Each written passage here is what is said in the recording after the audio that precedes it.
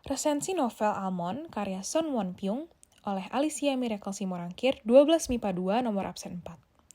Ketika hati dapat mengendalikan kepala. Novel ini berjudul Almond dengan jenis buku fiksi yang ditulis oleh Son Won-pyung dan diterjemahkan oleh Suci Anggunisa Pertiwi. Buku ini diterbitkan oleh Grasindo dengan jumlah halaman 232 halaman.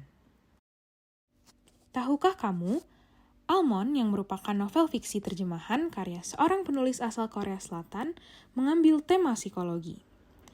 Novel ini menjadi ramai diperbincangkan ketika salah seorang personel boyband populer asal Korea Selatan terpantau fans tengah membacanya. Selain di negara asalnya, Almond juga menarik perhatian pembaca di berbagai negara di dunia karena mengangkat isu seputar mental health yang relevan dengan kehidupan kita saat ini. Pernahkah kamu membayangkan ada seorang anak yang terlahir dengan kelainan pada kinerja otaknya, sehingga ia tidak bisa merasakan sakit walau dipukul dan tidak merasakan apa-apa walaupun hatinya disakiti. Bahkan saat temannya jatuh atau terluka, ia tak bisa membantu atau bahkan sekedar menyatakan empatinya. Hyun Jae, seorang anak yang menderita alexithymia, penyakit kejiwaan yang dilaporkan pertama kali pada tahun 1970 ini membuatnya sulit merasakan emosi seperti takut, marah, bahagia, dan sebagainya. Hal ini disebabkan oleh ukuran amigdala, salah satu bagian otak yang memproses rasa takut, lebih kecil dibandingkan manusia pada umumnya. Amigdala diistilahkan sebagai almond karena salah satu inti yang paling menonjol berbentuk buah almond atau badam. Walaupun orang-orang di sekitarnya menganggap itu sebuah keanehan, ibu dan neneknya tetap setia membesarkannya dan mengajarkan nilai-nilai kehidupan. Sang ibu juga selalu memberikan almond setiap kali Hyun Jae makan. Harapannya, almond dalam kepalanya juga bisa bertumbuh dan berfungsi dengan baik. Rumah kecil mereka yang terletak di lantai atas toko buku bekas ibu Hyun Jae selalu menjadi pengingat baginya kapan harus tersenyum, tertawa, kapan harus mengucapkan kata terima kasih, tolong, dan meminta maaf.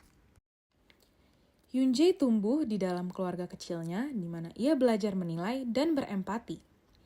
Akan tetapi, pada malam Natal, ulang tahun ke-16 Hyun Jae, semuanya berubah. Terjadi sebuah insiden kekerasan yang mengejutkan, menghancurkan dunianya, dan meninggalkannya sendirian. Berjuang untuk mengatasi kehilangan ibu dan neneknya, Hyun Jae terpaksa melanjutkan hidupnya dan meneruskan bersekolah tanpa sosok ibu di sisinya. Hingga suatu hari, seorang remaja bernama Gon tiba di sekolahnya. Gon dibingungkan oleh ketenangan Hyun Jae yang tanpa ekspresi, sementara Hyun Jae dikejutkan oleh kepribadian Gon yang brutal, bandel, suka memberontak, dan menyakiti. Keduanya pun membentuk persahabatan yang unik. Saat Hyun Jae mulai membuka hidupnya untuk orang baru, termasuk seorang gadis di sekolah yang menarik perhatiannya, sesuatu di dalam dirinya berubah secara perlahan. Ketika Gon tiba-tiba menemukan hidupnya dalam bahaya, Hyun Jae lah yang akan melangkah keluar dari zona nyaman yang selama ini ia ciptakan, dan ia hadir sebagai pahlawan yang tidak pernah terpikirkan sebelumnya.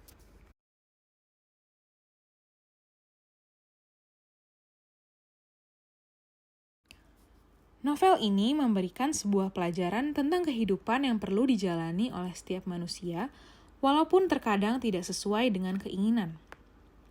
Penulis dengan lihai mengemas pesan-pesan moral melalui kisah Hyun Jae yang dibagi menjadi 4 episode, di mana masing-masing episode memiliki ruangnya tersendiri, sehingga tertata rapi dan mudah dicerna oleh pembaca. Penerjemahan bahasanya juga sukses membuat pembaca merasa nyaman tanpa ada kata atau kalimat yang membingungkan. Ditambah lagi dengan kehadiran tokoh-tokoh yang membangun suasana cerita, meninggalkan kesan senang, sedih, empati, dan perasaan campur aduk setelah membacanya. Peristiwa hidup Hyun Jae selama di sekolah, di tengah keluarga dan pertemanan diceritakan melalui sudut pandang orang pertama, sehingga pembaca seakan ikut merasakan situasi yang dialaminya. Mulai dari mimik wajah tokoh, alur tempat, waktu, dan suasana dijelaskan secara cukup rinci. Meskipun mengusung tema yang cukup berat, kisah ini ditulis dengan bahasa yang cukup ringan, Pilihan katanya pun sederhana. Bahkan sesekali terdapat kalimat yang mengundang tawa. Adapun dua hal yang menarik perhatian saya adalah: satu, terlepas dari penyakit yang diidap oleh sang tokoh utama, Yoon-jae memiliki prinsip hidup yang rasional. Bahkan, ia memiliki kemampuan menganalisis yang bagus. Hanya saja, ia tidak mampu mengungkapkannya ke dunia luar. Dua, selain persahabatan, novel ini juga berbicara tentang cinta yang unik. Kemunculan Dora, seorang gadis di sekolahnya yang sesekali mampir ke toko buku Yoon-jae, membuat Yoon-jae mengenal emosi lain, cinta. Penggambaran sulitnya mengungkapkan perasaannya membuat pembaca memahami bahwa Yoon-jae sebenarnya memiliki karakter romantis yang manis.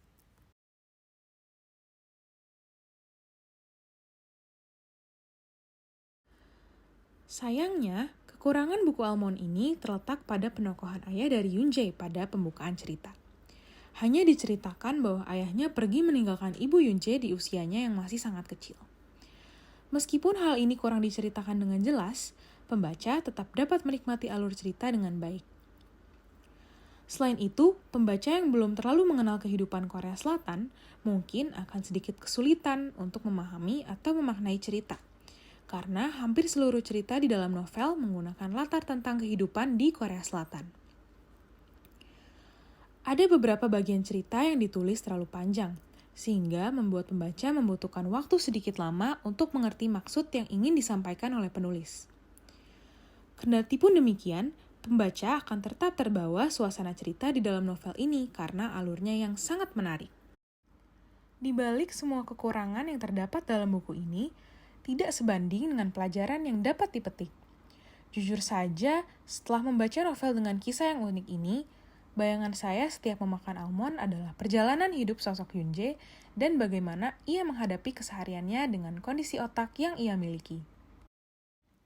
Saya merekomendasikan novel Almond ini untuk semua kalangan, remaja, dewasa, bahkan orang tua.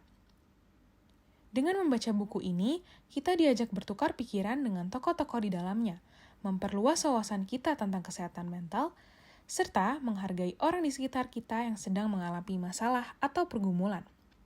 Sederhana saja, misalnya menjadi pendengar yang baik. Kita juga diajarkan bahwa manusia mengalami rintangan yang berbeda-beda, mulai dari anak-anak, dewasa, hingga lanjut usia. Selama kehidupan masih berjalan, sudah semestinya manusia akan terus berjuang, menghidupi setiap harinya, dan mengharapkan keajaiban di dalam hidupnya. Percayalah, Tuhan pasti memberikan rintangan tidak melebihi kemampuan seseorang. Kesulitan akan selalu ada, tetapi disertai dengan harapan bahwa hati kita dapat mengendalikan pikiran. Demikian resensi yang dapat saya sampaikan mengenai novel Almond ini. Semoga bermanfaat. Terima kasih telah mendengarkan.